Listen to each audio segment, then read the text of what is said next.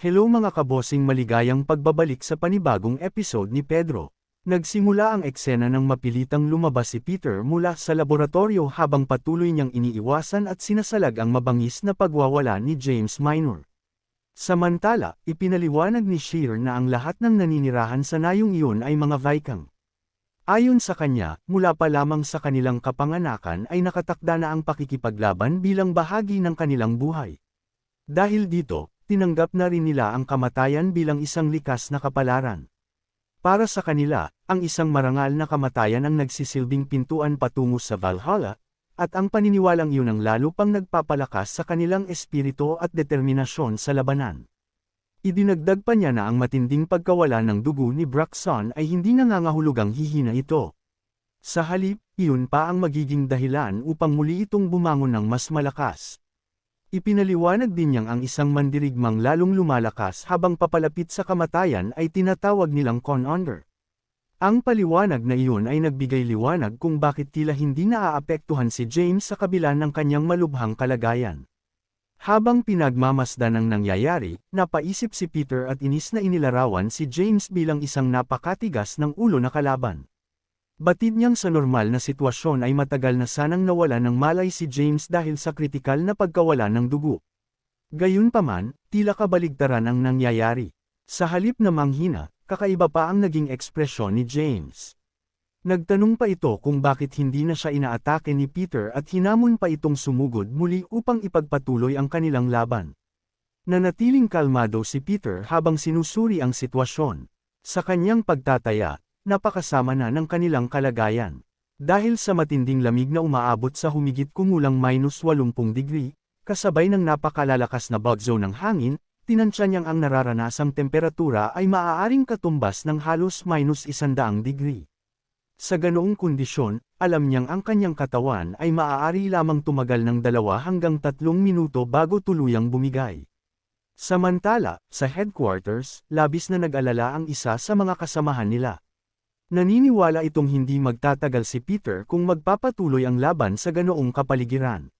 Sa kabila nito, nanatiling kalmado si G1. Para sa kanya, likas na kay Peter ang makahanap ng paraan upang manalo, gaano man kalakas o kapanganib ang kanyang kalaban. Naniniwala siyang kahit isang halimaw ang kaharap nito, palaging nakakahanap si Peter ng estratehiyang hindi naiisip ng ibang tao. Buo ang tiwala ni G1 na sa pagkakataong iyon ay ganoon din ang mangyayari. Sigurado siyang makakahanap si Peter ng isang kahinaan o kakaibang paraan upang mapabagsak ang apostol na tila isang halimaw. Kahit napapalibutan ito ng napakalamig na nyebe, nanatili siyang positibo at nanalig sa kakayahan ng kanyang senior. Ipinakita rin ito kung gaano kalaki ang tiwalang nabuo sa pagitan nila matapos ang napakaraming laban na kanilang nalampasan. Sa kabilang panig, mayabang na sinabi ni James na mas mabuti pang sumuko na si Peter. Iginiit niyang anuman ang gawin nito, hindi ito makakaalis sa lugar na iyon ng buhay. Hindi naman itinanggi ni Peter ang sinabi ni James. Inamin niyang sa ganoong kapaligiran, halos imposibleng may makaligtas. Gayunpaman, kalmado niyang ipinahiwatig na maaaring magbago ang sitwasyon kung gagawin niya ang isang bagay. Napatingin si James habang pinagmamasdan ang kilos ni Peter. Sa kanyang pananaw, matagal na siyang nabubuhay, ngunit ngayon lamang siya nakakita ng ganoong klaseng desisyon. Dahil dito, tinanong niya kung desperado na ba si Peter hanggang sa puntong handa na itong mamatay. Sa harap ng napakatinding lamig, bigla na lamang hinubad ni Peter ang kanyang damit. Sa halip na magpakita ng takot, ngumiti lamang siya at tinanong si James kung talagang naniniwala itong makakauwi rin ito ng buhay mula sa lugar na iyon. Bilang tugon, sinabi ni James na para sa isang taong matagal nang nabubuhay, tunay na napakabangis ni Peter. Pagkatapos ng maikling palitan ng salita, sabay na sumugod ang dalawa ng buong bilis. Pareho nilang piniling ilabas ang kanilang buong lakas sa isang labang wala ng anumang pag-aatubili. Nang magsalpukan ang kanilang mga pag-atake, umalangaw sa buong paligid ang malalakas na tunog ng nagbabanggang mga buto at kamao. Maging ang lupang kanilang kinatatayuan ay nagsimulang mabiyak dahil sa tindi ng kanilang puwersa. Nagpatuloy ang walang humpay na palitan ng suntok at pag-atake. Habang tumatagal ang laban, unti-unting dumami ang mga sugat sa kanilang mga katawan, at nagsimulang tumulo ang dugo mula sa walang tigil na pagtanggap ng mabibigat na suntok. Sa gitna ng napakabangis na sagupaan, hinamon ni James si Peter. Sinabi niyang hahayaan nilang ang laban mismo ang magpasya kung sino sa kanilang dalawa ang unang babagsak. Hindi nagpatinag si Peter at agad na gumanti sa pamamagitan ng sunod-sunod na suntok na tumama sa katawan ni James. Gayunpaman, tila wala man lamang epekto ang mga iyon. Sa halip, pabirong tinanong ni James kung balak ba ni Peter na gumamit ng bola ng nyebe bilang sandata. Ayon sa kanya, kilala si Peter sa kakayahang gawing sandata ang halos anumang bagay. Kalmadong sumagot si Peter na hindi magiging sapat ang isang simpleng bola ng nyebe. Sinabi niyang maghintay lamang si James dahil may mas malaki pa siyang ihahanda. Ang pahayag na iyon ay nagbigay ng impresyong mayroon pa siyang nakatagong paraan upang baligtarin ang sitwasyon. Sa halip na huminto, lalo pang naging marahas ang kanilang labanan. Habang tumatagal ang sagupaan, mas marami pang bahagi ng paligid ang nasisira dahil sa lakas ng kanilang mga pag-atake. Samantala, mula sa headquarters, hindi na maitago ni Jiwon ang kanyang pag-aalala. Paulit-ulit niyang pinakiusapan si Peter na bumalik na sa loob ng gusali. Naniniwala siyang kung magtatagal pa ito sa matinding lamig, tuluyan ng bibigay ang kanyang katawan. Napansin din ng lalaking may balbas na kakaiba na ang hitsura ng mga kamay ni Peter. Dahil dito, agad na nagsalita si Nathaniel at ipinaliwanag na iyon ay sintomas ng Raynaud's syndrome. Naguluhan si Jiwon at agad na nagtanong kung ano ang ibig sabihin nito. Ipinaliwanag ni Nathaniel na ang Raynaud's syndrome ay isang kondisyon kung saan labis na sumisikip ang mga ugat sa mga kamay at paa dahil sa matinding lamig. Kapag mas tumagal ang pagkakalantad sa ganoong temperatura, unti-unting magbabago ang kulay ng balat at lalong lalala ang sakit. Ayon sa kanyang pagsusuri, nasa ikalawang yugto na ng kondisyon si Peter. Kapag nagpatuloy pa iyon, maaari itong humantong sa necrosis, o pagkamatay ng mga tissue, na mga ngahulugang kakailanganing putulin ang apektadong bahagi ng kanyang katawan. Ang paliwanag na iyon ay lalong nagpakita kung gaano kalaki ang panganib na kinakaharap ni Peter, kahit hindi pa siya natatalo sa mismong labanan. Pagkarinig nito, halos mapasigaw si Jiwon. Agad niyang hiniling sa sinumang pinakamalapit na puntahan si Peter at iligtas ito bago pa lumala ang sitwasyon. Ngunit sa mismong sandaling iyon, may napansin si Nathaniel na mas kakaiba. Ayon sa kanya, tila pumapasok na si Peter sa tinatawag na Seri mode. Hindi yun naunawaan ni Jiwon kaya agad siyang nagtanong kung ano ang ibig sabihin nito. Ipinaliwanag ni Nathaniel na ang Seri ay nangangahulugang survival, evasion, resistance, and escape, isang espesyal na pagsasanay na idinisenyo upang gisingin ang pinakamalalim na instinct ng isang tao para mabuhay. Sa pinakamapanganib na sitwasyon, naalala niyang minsang sumailalim si Peter sa ganoong pagsasanay sa ilalim ng mga dayuhang ahente mula sa BB. Noong panahong iyon, labis na namangha ang mga dayuhang ahente.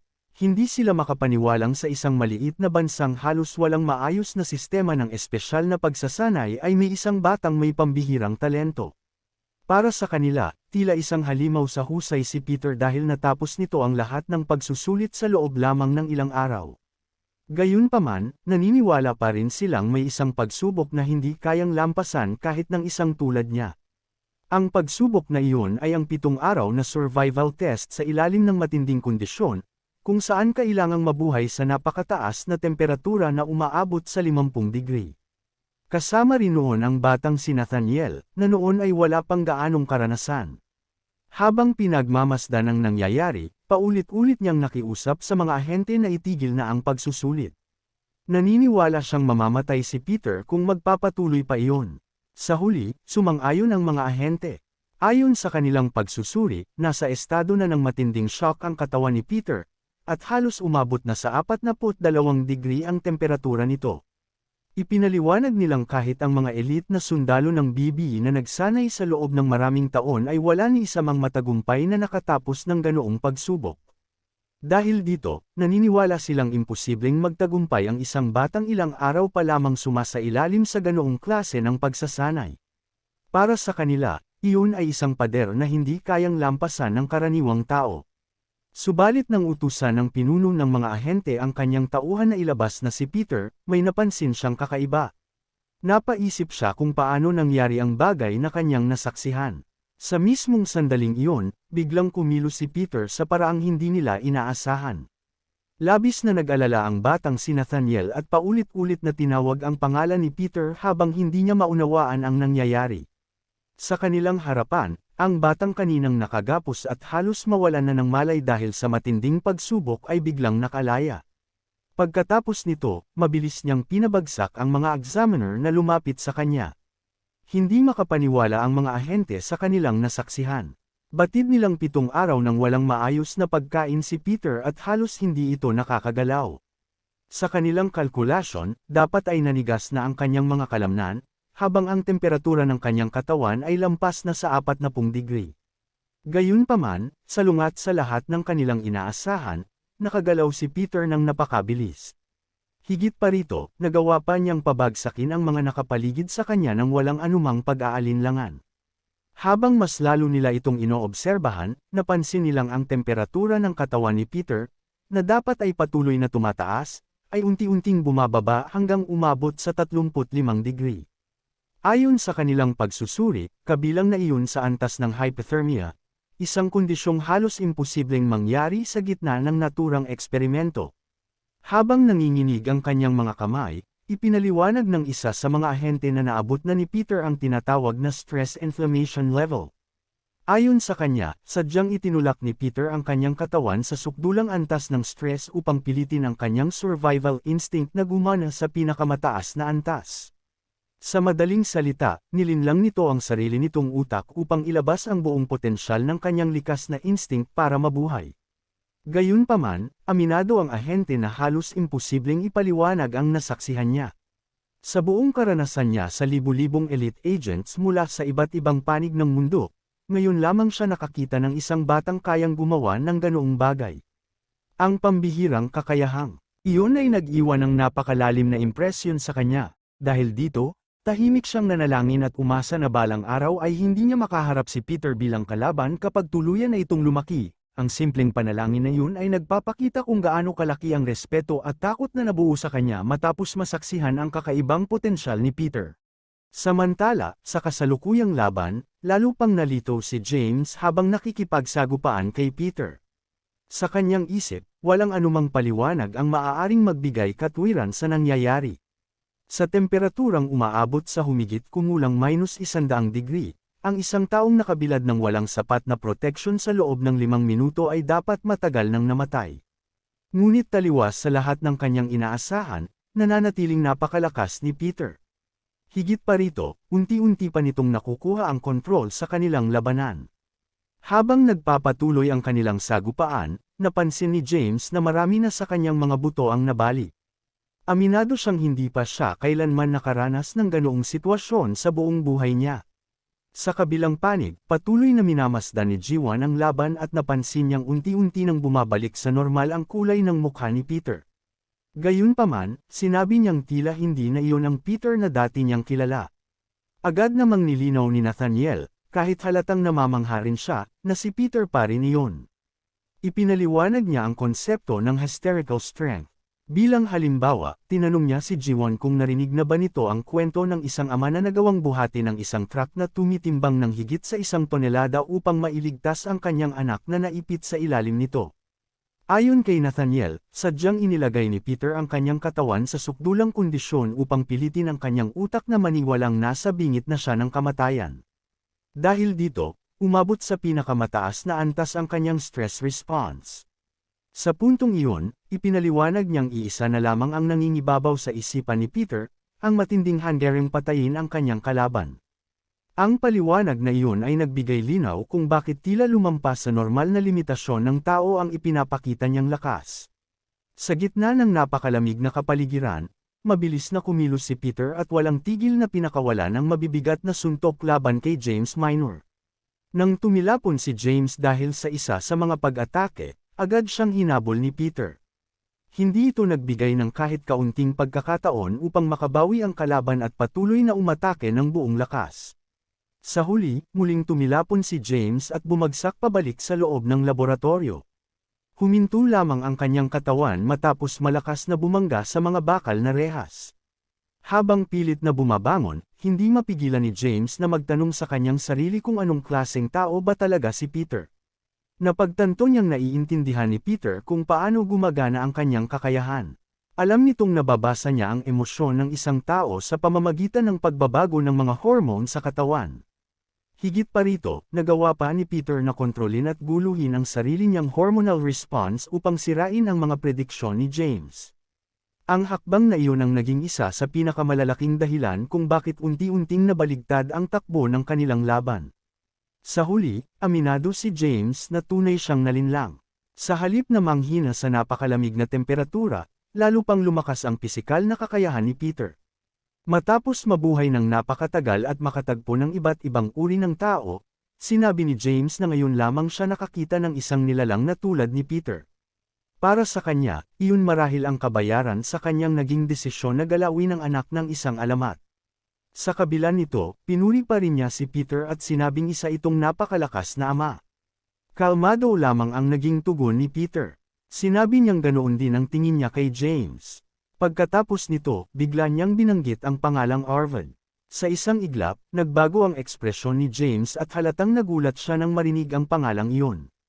Ipinaliwanag ni Peter na batid na niya ang tunay na dahilan kung bakit itinayo ni James ang laboratoryong iyon sa isang halos napakamapanganib at napakalamig na lugar. Nauunawaan na rin niya kung bakit pilit nitong itinatago ang buong proyekto sa mundo. Ayon kay Peter, malaki ang posibilidad na ang pangalang Arvid ay hindi basta-basta ipinangalan lamang sa anak ni James. Naniniwala siyang may mas malalim at mas mahalagang kahulugan ang pangalang iyon sa likod ng buong proyekto. Pagkarinig sa sinabi ni Peter, tuluyang tumigas ang ekspresyon ni James. Sa malamig na tinig, mahigpit niyang inutusan si Peter na huwag nang kumilos. Nagbabala rin siyang kapag naglakas loob itong hawakan siya kahit kaunti lamang, dudurugin niya ang lahat ng buto sa katawan nito hanggang sa maging abo. Ngunit sa hindi inaasahang pagkakataon, kalmadong sinabi ni Peter na alam niyang buhay pa rin si Arvid hanggang sa kasalukuyan. Sa sandaling iyon, nabunyag ang nakakagulat na katotohanan.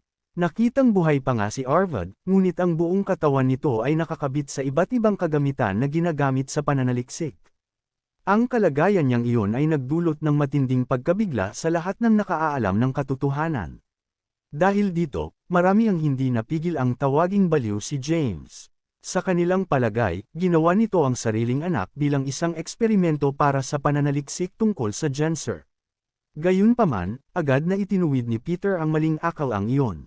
Ipinaliwanag niyang kabaligtaran ang tunay na nangyari. Hindi kailanman naging isang test subject si Arvid, at wala rin itong naging direktang ambag sa mismong pananaliksik.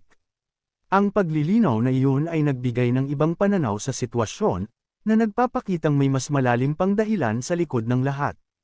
Pagkatapos nito, hiniling ni Peter kay James na ikwento ang tunay na nangyari at kung paano nauwi sa ganoong kalagayan si Arvid. Sa mahina at pagod na kalagayan, nagsimula si James na ikwento ang kanyang nakaraan. Ayon sa kanya, isinilang na mahina ang pangangatawan ni Arvid. Bilang anak ng isang lahing Viking, madalas itong pagtawanan at apihin ng mga tao dahil hindi nito taglay ang lakas na inaasahan sa kanilang lahi. Ipinaliwanag ni James na ang tunay na pangalan ay Brockson, na palagi niyang pinuprotektahan ang kanyang anak tuwing ito ay binubuli ng iba. Subalit dumating ang isang trahedya na tuluyang nagbago sa kanilang buhay. Nagkasakit si Arvid dahil sa isang mapanganib na epidemya na tumama sa kanilang nayon, at siya ang naging unang pasyente ng sakit na iyon. Mula noon, ibinuhos ni Brockson ang buong sarili sa pananaliksik. Araw at gabi siyang nagtatrabaho sa kanyang laboratorio nang hindi alintana ang pagod o oras. Sa kabila ng paglipas ng maraming taon, lalo lamang hamina ang katawan ni Arvid. Dahil dito, isang desperadong ideya ang sumagi sa isip ni Brockson. Naniniwala siyang ang huli na lamang niyang pag-asa ay ang pagsasanib ng mga gene mula sa iba't ibang species. Dahil sa paniniwalang iyon, nagsimula siyang magsaliksik tungkol sa genome editing technology at isinagawa pa ang mga klinikal na eksperimento sa sarili niyang katawan. Matapos makuha ang mga unang resulta, napansin niyang lubhang lumakas ang kanyang katawan kumpara noon. Ang kanyang pangamoy ay halos umabot na sa antas ng isang aso, habang ang kakayahan ng kanyang katawan na maghilam ay unti-unti ring bumuti. Gayunpaman, ramdam niyang habang lumalakas siya, unti-unti rin niyang nawawala ang kanyang pagiging tao. Ang pagbabagong iyon ang nagsilbing kapalit ng kapangyarihang kanyang natamo. Hindi rin naging madali ang kanyang pananaliksik dahil nangangailangan ito ng napakalaking pondo. Dahil labag sa etika ang kanyang ginagawa, walang sinumang nais mag-invest dito maliban sa isang organisasyon. Ang organisasyong iyon ay ang Glory, na pinamumunuan ni Rafael. Nang makita ni Rafael ang resulta ng pananaliksik ni Braxton, labis siyang natuwa. Naniniwala siyang sa pamamagitan ng pananaliksik na iyon, posible nang gawing mas malakas ang tao ng halos walang limitasyon. Noong panahong iyon, hindi pa rin maunawaan ni Braxton kung bakit handang suportahan ni Rafael ang isang pananaliksik na iniiwasan ng buong mundo. Bilang tugon, sinabi ni Rafael na wala siyang pakialam kung ipinagbabawal man iyon ng iba. Kung kailangan daw niyang magbigay ng dahilan, marahil ay dahil iyon sa isang paghahayag mula sa Diyos. Hindi man lubusang naunawaan ni Braxton kung anong mapanganib na landas ang tinatahak ni Rafael, hindi na rin niya iyon pinagtuunan ng pansin. Sa kanyang pananaw, ang tanging mahalaga ay maipagpatuloy ang kanyang pananaliksik. Hindi na niya inisip kung ang hawak niya ay magiging lunas o lason, basta't may pag-asang mailigtas si Arvad. Ngunit habang lumilipas ang panahon, hindi pa rin dumarating ang himalang matagal niyang hinihintay. Sa halip, lalo lamang siyang pananghinaan ng loob habang nakikita ang patuloy na paghina ng kanyang anak. Para sa kanya, tila pinaglalaroan lamang ng tadhana ang lahat ng kanyang pagsisikap. Sa kabila ng walang tigil niyang pagsasaliksik, nanatili pa ring naghihirap si Arvad at walang anumang senyales ng paggaling. Sa isang tahimik na sandali, marahang ibinulong ni Braxton sa kanyang anak na anuman ang mangyari, ililigtas niya ito.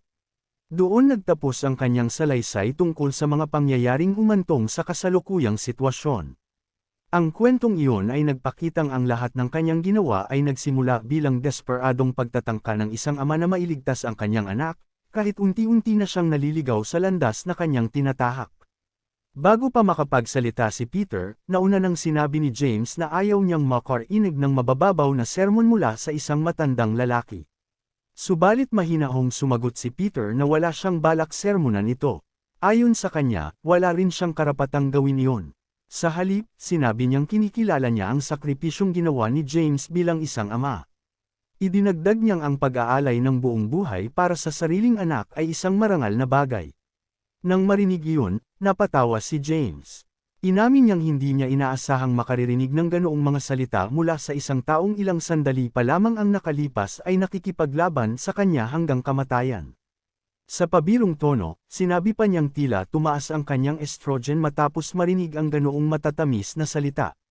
Gayunpaman, bago tuluyang mawala ang seryosong usapan, muling nagsalita si Peter.